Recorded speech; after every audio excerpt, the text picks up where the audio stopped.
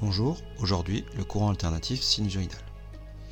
Tout démarre de l'alternateur. L'alternateur, c'est une machine tournante.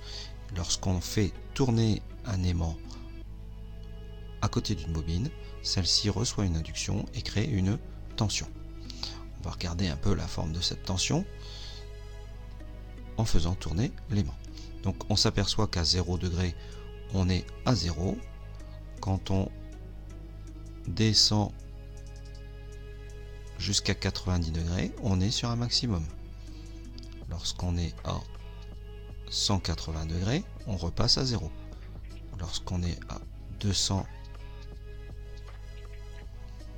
on va y arriver, 270 degrés, on est au maximum dans l'autre sens.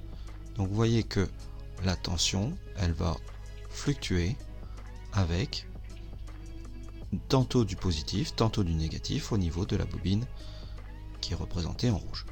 Alors l'idée, c'est de le faire tourner à 50 tours par seconde pour pouvoir avoir une fréquence de 50 Hz.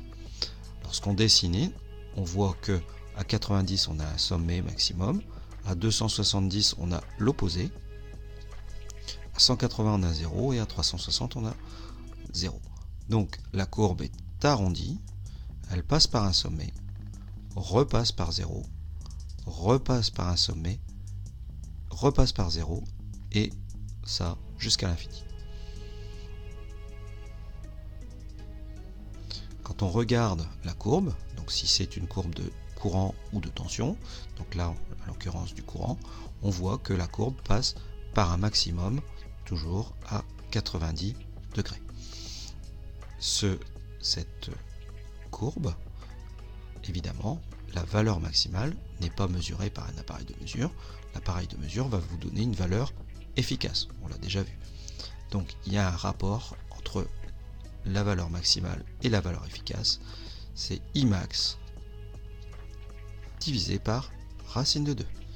Évidemment, pour la tension, si vous avez une tension maximum, vous la divisez par racine de 2 et vous avez la valeur efficace, celle qui sera mesurée par un voltmètre ou un ampèremètre alternatif. À bientôt.